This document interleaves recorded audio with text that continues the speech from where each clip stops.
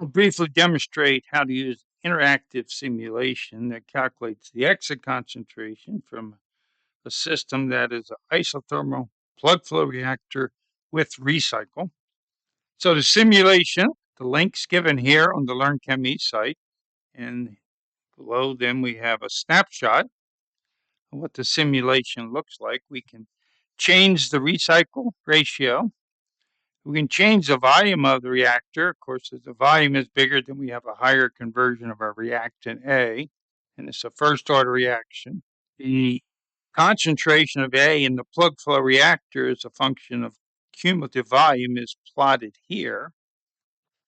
And then the way we're going to solve these equations that I'll discuss in a minute is we guess the value of CA0 here, because that depends on what this concentration is. And to know this concentration, we have to solve the equation for the mass balance for a plug flow reactor.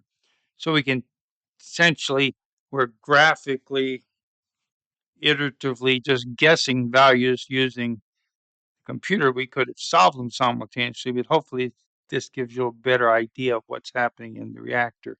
And so we're going to guess values. We're going to adjust this until these values line up like I've shown here. So let's look at the equations that we're solving. So we're solving two equations simultaneously. So one's a mass balance for a plug flow reactor, which says the change in the molar flow rate respective cumulative volume is minus KCA. It's a first order reaction. And this molar flow rate is the volumetric flow rate in the reactor. So that's the volumetric flow rate entering here.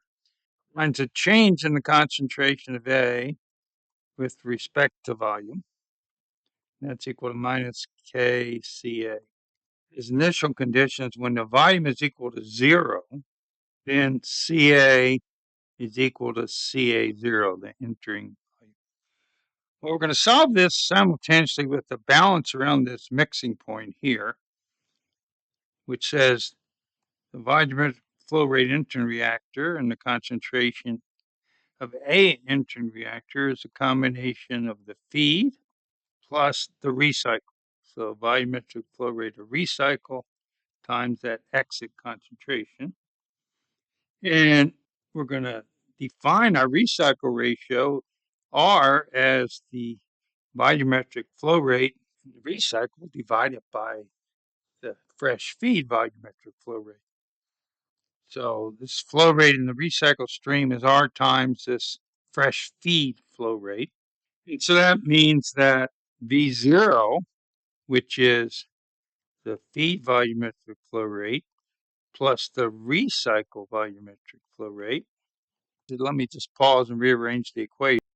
And so we can see that we can cross out that fresh feed volumetric flow rate.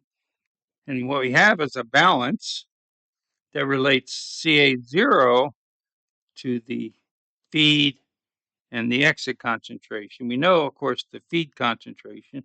The way we're going to solve this in the simulation is to adjust the value of CA0 so that we get CAE from this equation to be the same as the CAE we get from solving the differential equation. We do that guess by just moving the slider for CA0. So let's look at this simulation. Here's the simulation. If we have no recycle, then CA0 is going to be the same as CA feed. So you can see if we move the slider, when this arrow lines up with the green circle, then we have a solution to the equation. Let's look at some recycle ratio, 6. Then we can adjust this concentration, and when it lines up, we have the solution to those two equations. We see what the exit concentration is in the reactor. And we see how the concentration drops. Because we're doing so much recycle, it's not as dramatic a drop. And indeed, if we make a very large recycle ratio, and again, solve, you'll notice there's almost no change. very slight change, 0.053 into the reactor, 0.050 reactant out. This is essentially like a CSTR. CSTR is running at the final concentration, which means the rate is low compared to a plug flow reactor, right? So the exit concentration 0.050, whereas we go back and look at no recycle, now the exit concentration is 0.012, significantly lower in the plug flow reactor without recycle. But there's various reasons why we would do recycle in this type system.